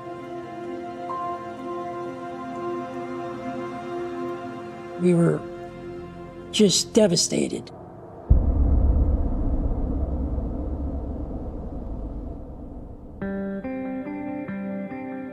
After my brother's death, my mom, she started reaching out, needing Mike more, and asking for him to be around. And he was not around when he was asked to be around. She asked him to hire someone and to do what he needs to do to be home. And 6 months later, it didn't happen. Nothing changed. He wasn't home. The same old stuff, just different day. Eventually, she started catching on that something was wrong. He'd come up with excuses. I have to go do this, I have to do that, I have to repo cars. He had an excuse for everything as well. Excuse, not an answer.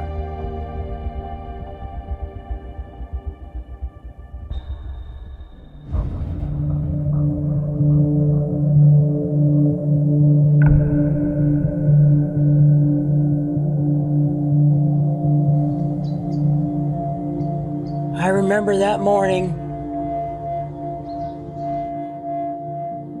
my door opened up and I saw Mike's face look in. Nothing was said. He shut the door and left.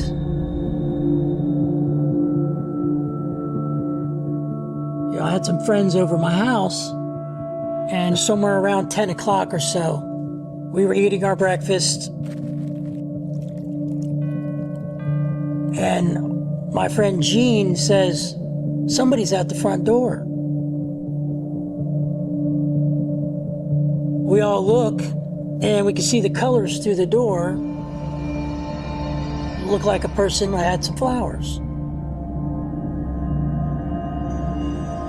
Gene was going to go answer the door. My mom said, "No, sit down. Finish your breakfast. I'll go get the door." My mom went and answered the door. And we heard, "Oh, how pretty."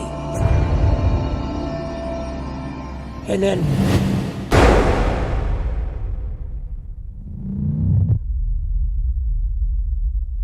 I saw my mom fall to the ground. I looked down and saw that something was desperately wrong.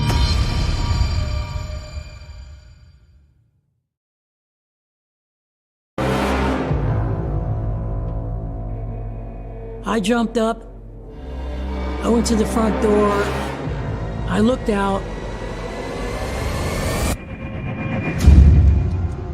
and then I saw a clown. I was shocked. There was makeup on and it was colorful costume. I knew I needed to identify this person somehow. But it was impossible. I mean, the only thing I saw visible was the eyes. I saw big brown eyes. I couldn't say if it was a male or female. What really stuck out to me was the boots and the orange wig. I mean, I was trying to see whatever I could possibly see.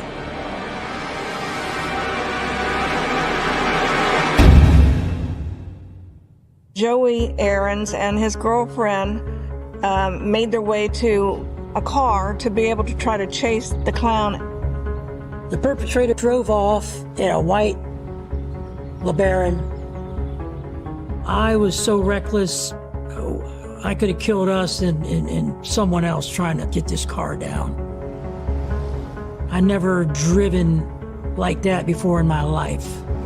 Just running red lights, just whatever I had to do to try to catch up to this car. I drove all through Wellington. I finally got to the point that we're not going to get this car. It's gone.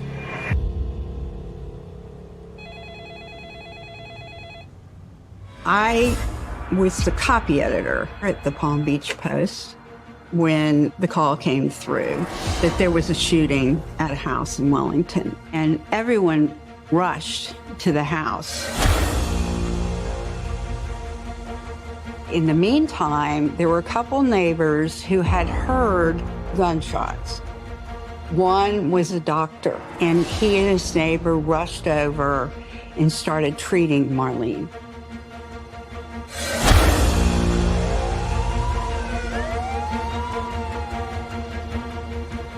I went back home, and my mom was already in the ambulance.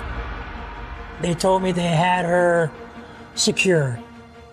She was okay. Detectives were there, roaming through the house, a cop in every corner in every room. Police took photographs of everything.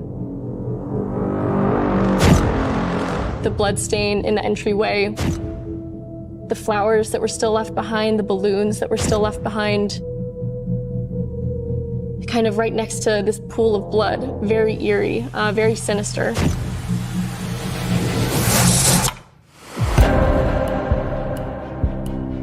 They individually interviewed the kids in the house, and each of their descriptions varied slightly. Most of them described that it was a white-faced clown with a red nose, so you had limited bits and pieces. Usually you have a description of a male, female, but here was a clown who had dark eyes, and that's about it. It's just so frustrating to not be able to give them any answers to go on. Looking back at it, not one thing was clear. It was all a mystery.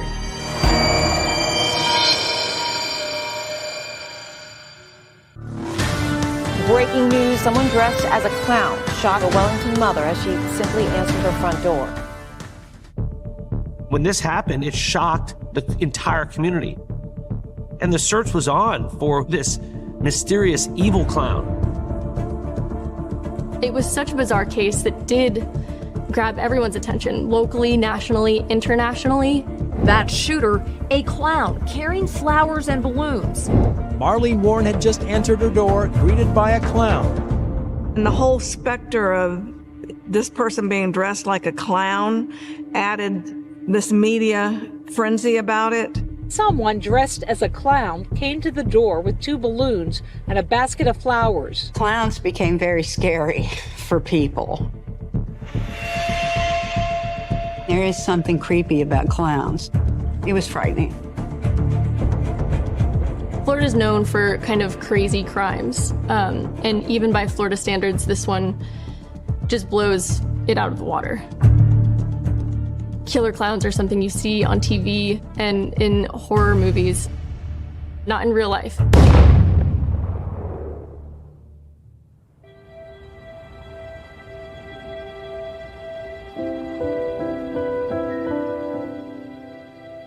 She was on a respirator, a breathing machine. I stayed with her, and I didn't get any response. No movement, no eye movement, nothing. I just prayed and told her not to leave me. I needed her. In the emergency room, Marlene Warren struggled to stay alive. The bullet had entered her mouth and traveled back to the spine, and it actually damaged her spinal cord and her ability to breathe on her own. The first day was still a lot of hope. The second day there was a lot of hope, but it started fading. On the third day, my grandmother said that, we're going to have to let her go. That was pretty hard. That was really hard. I could feel it in my heart and my soul just get ripped out of me. When I looked down at her and I knew my whole heart and my soul it left me.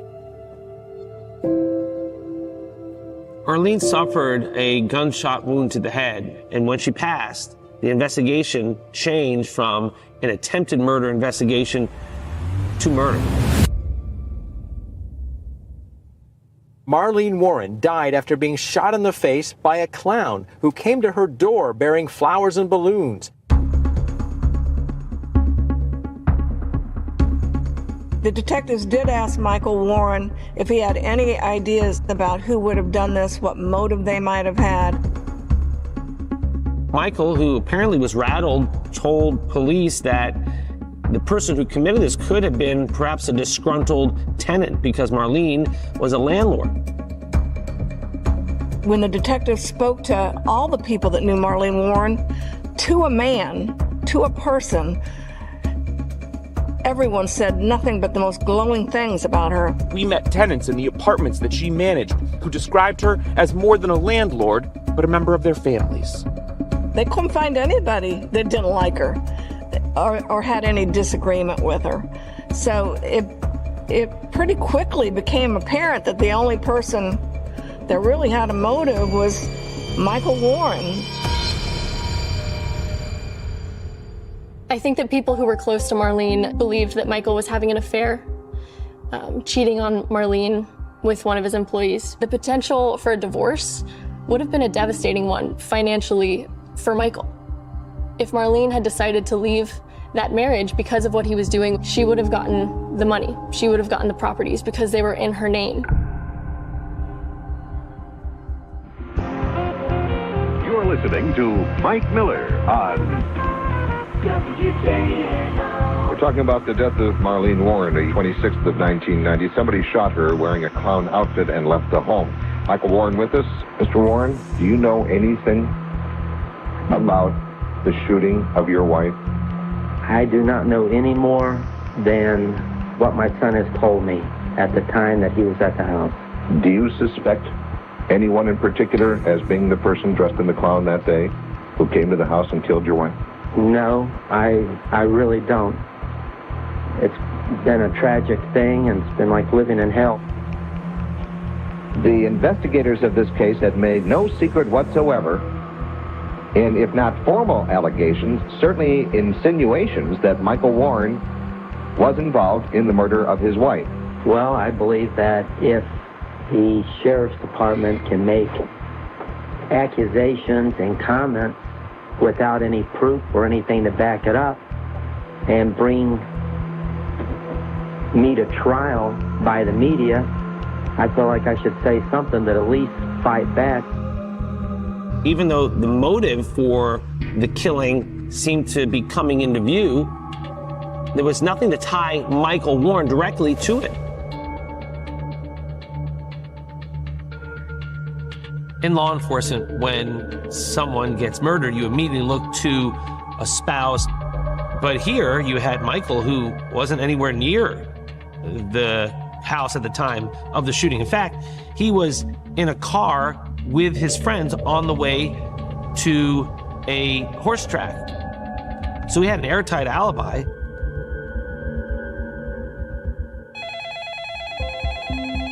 Soon after Marlene was shot, the police received a tip. I'm afraid to say this. I think you just need to ask Sheila Keen a few questions. A caller who said check on Sheila Keene.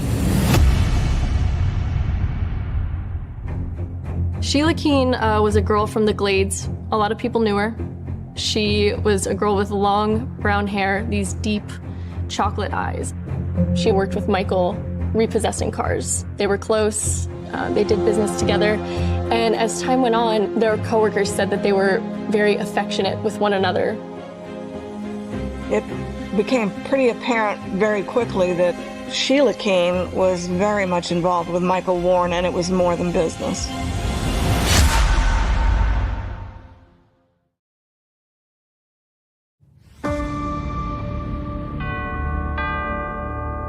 Even by Florida standards, this case is bizarre.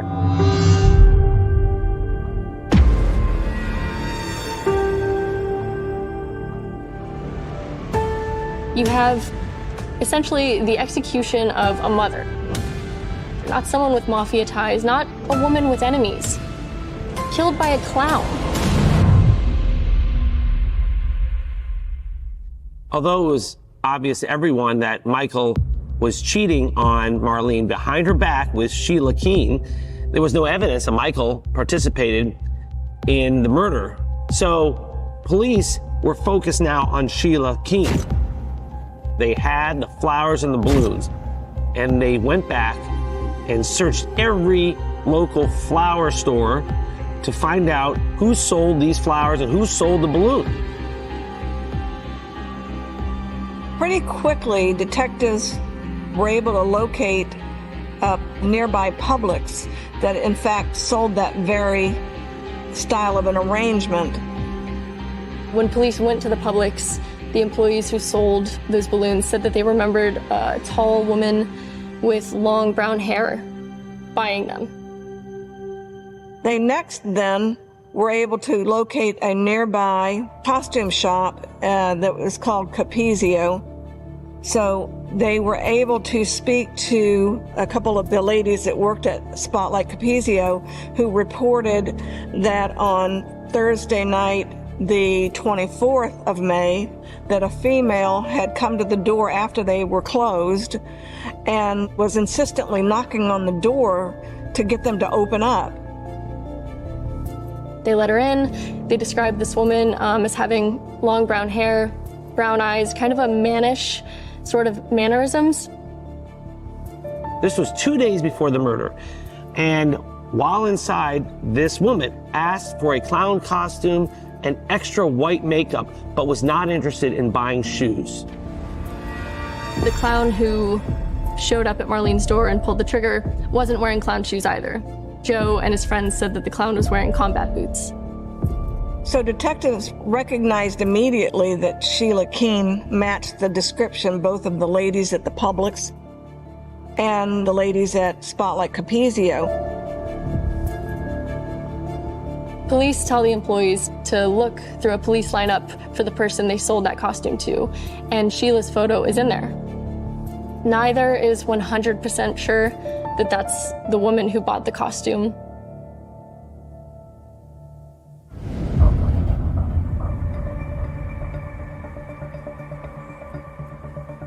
Within about a week or two of the shooting, a white Chrysler LeBaron was reported to be abandoned in a nearby shopping center. So deputies responded, and when they find this white Chrysler LeBaron, which has the VIN number of a car, that had been reported stolen.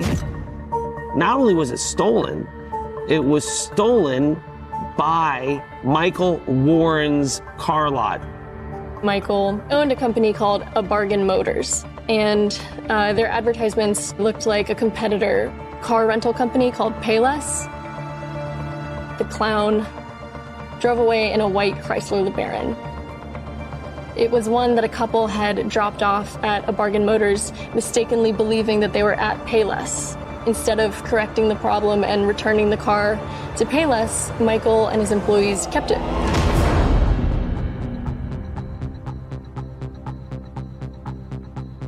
They processed the car. There was a Publix plastic bag in the car and some fibers. There are these reddish-orange fibers, consistent with what you might find in a clown wig. They also find long brown hair. Technology was not what it is today, and they weren't able to forensically analyze it. The car itself didn't really lend evidentiary value except for the connection to Bargain Motors and Michael Warren. Sheila Keene wasn't repo agent for Michael Warren. She was at the car lot a whole lot. They brought Sheila Keene in for interviewing and asked her, where were you on May 26th?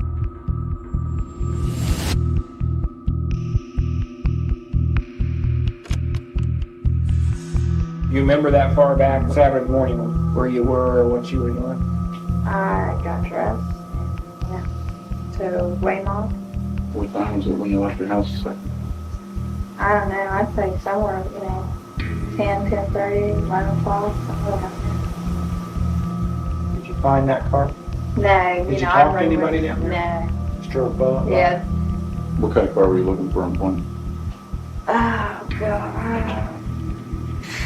I don't know, I think it was a Datsun, Nissan, Toyota, something like that. I don't You know the location of which street in Boynton?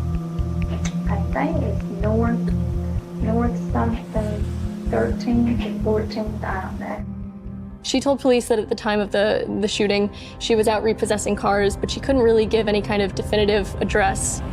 She was unable to provide them with a single person that she spoke to. You couldn't have been driven by this patch because of this relationship that you and Michael.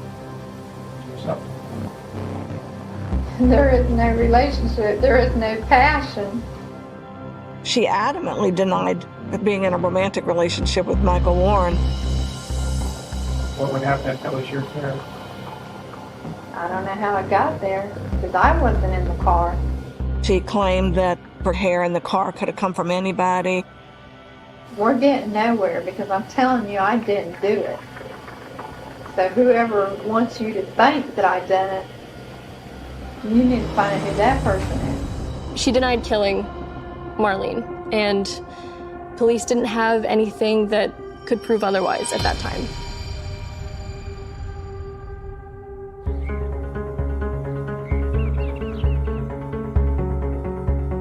Law enforcement searched Sheila's home and found multiple pairs of combat boots. Did not find a clown costume there, but did find a lot of white makeup, the kind that you use for a clown costume. But she denied everything. You have these clown wig fibers in this stolen car. You have long brown hair in the back of the car. You have a description of a woman with long brown hair going to buy a clown costume the day before the murder. You have a woman with long brown hair buying balloons and flowers that end up being found next to Marlene's body. You have all of these pieces starting to link together, but we don't have enough evidence to arrest. And just like that, they hit a wall. They couldn't move forward. They couldn't conclusively link Sheila to the murder. I remember after they questioned her, she left town. She was gone, And I'm going, oh my goodness. Sheila Keene thought she got away with it. But although the case went cold, didn't mean it was over. This is still all about Marlene Warren. We want to do justice for her.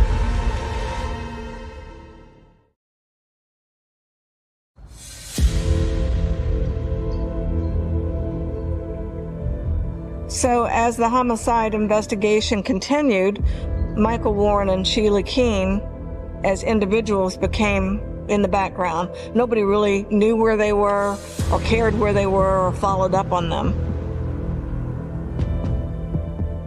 The case started to go cold. You had a circumstantial case without a lot of direct evidence. There wasn't enough for prosecutors and police to decide to make a charge. And so this case grew colder by the day. I had to say to myself, They're never going to find out who did this. My thought of the whole thing was, I gotta let this go. It's killing me. It's ruining my life.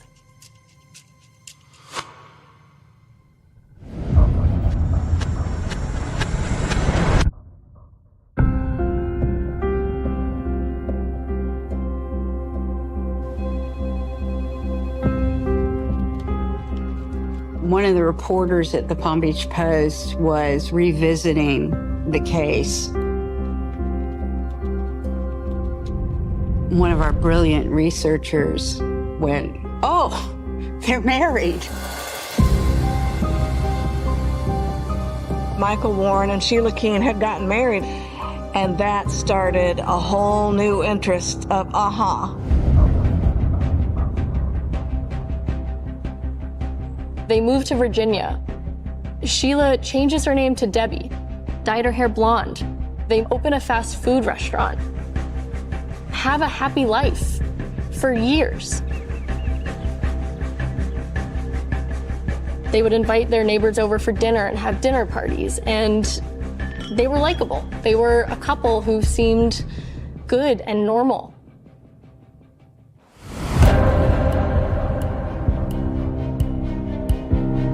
Palm Beach County Sheriff's Office got a grant to re-examine old cases, and they chose this clown murder case. I think the reason they did might have been because of its allure and just how sensational it was. Marlene Warren died after being shot in the face by a clown. That shooter, a clown carrying flowers and balloons. Marlene Warren had just entered her door, greeted by a clown. It was a huge murder. It was a shocking murder. I don't think it ever went out of the minds of law enforcement.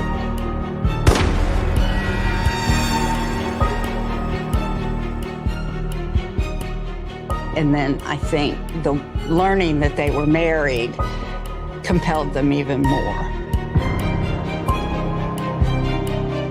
I found out that they opened up the case again. I mean, I was crying, but happy tears. I've never had that feeling before. You know, it was really wild.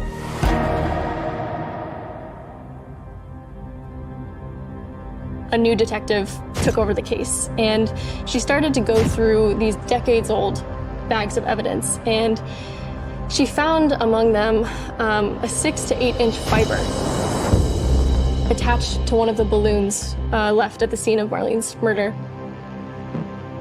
And she got it analyzed.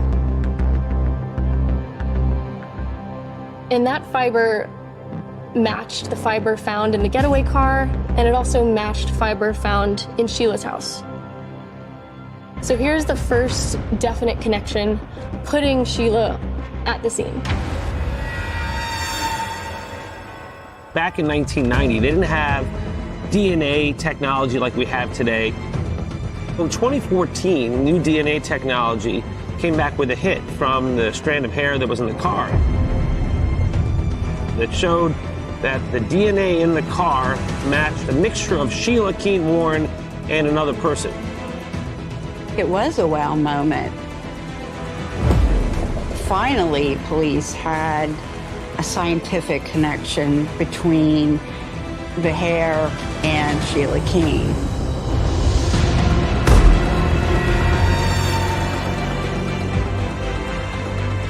There was a meeting with the state attorney's office, and the decision was made to make the arrest of Sheila Keene for the murder of Marlene Warren. We were determined to do justice. We wanted her to be held accountable for her evil actions. She was the evil clown, and her day was coming.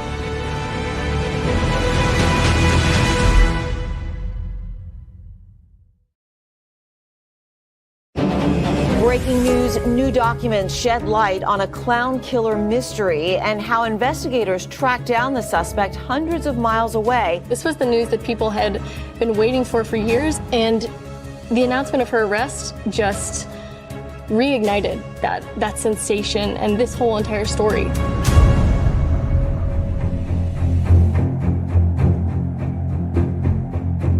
They were watching them up at their home in Virginia, and they wanted to make the arrest away from the house. So we worked with law enforcement to set up a checkpoint. And when she was driving, they pulled her over.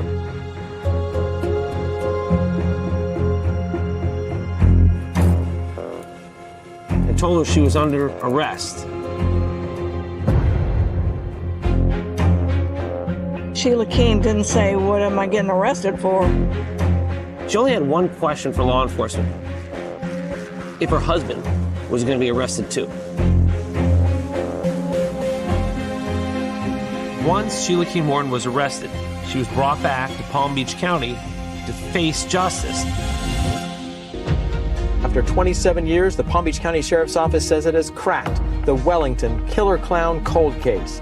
Last night in Virginia, detectives arrested Sheila Keene Warren, who was the victim's husband's mistress. I saw a bunch of pictures of her. That picture were the same eyes as the day that she killed my mother. Those eyes, when she got arrested, were all beady and looking exactly like that day. You know, I saw the eyes, and the eyes don't lie.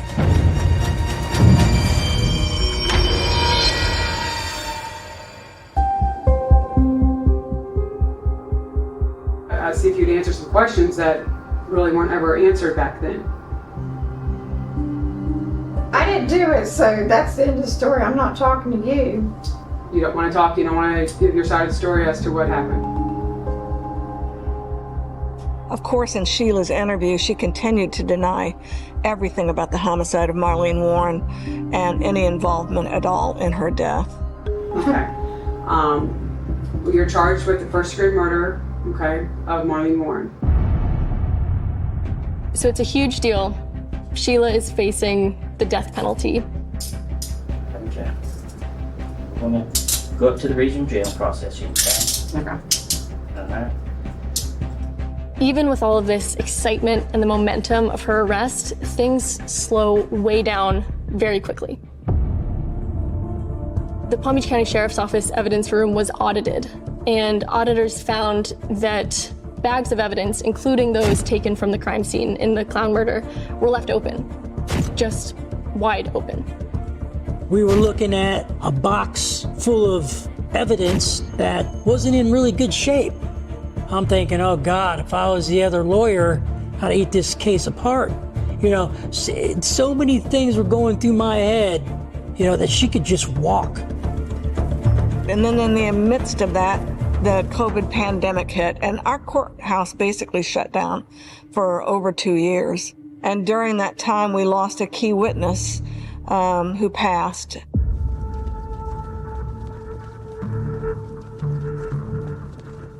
Each day that passes, evidence is getting weaker. You've got fewer and fewer witnesses.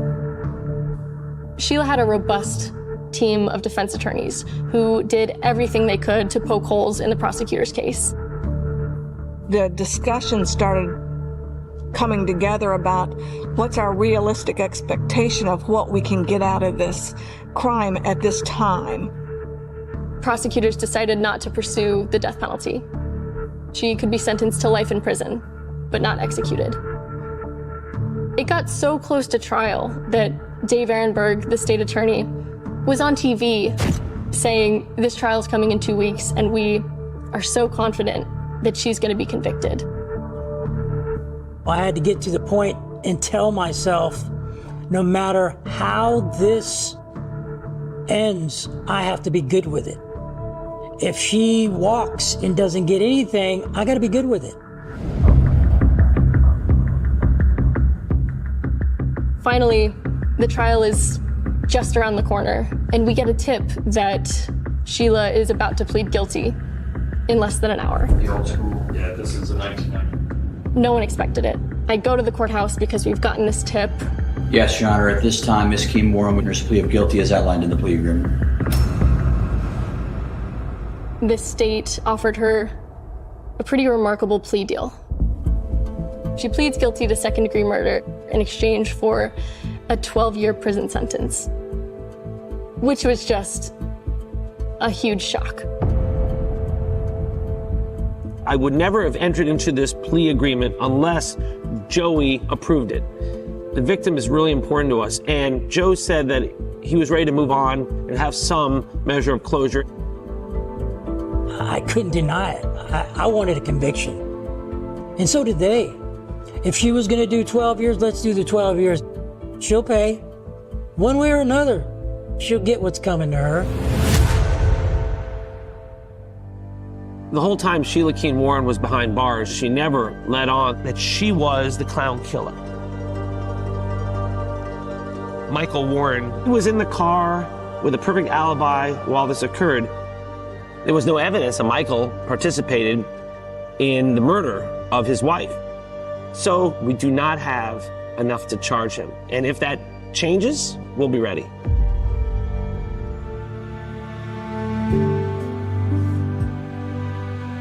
Everybody loved my mom. Nobody disliked her. She was always honest, caring, discerning to everyone that wanted to help themselves. She was very alive, you know. She would always laugh and she would see the good in everything.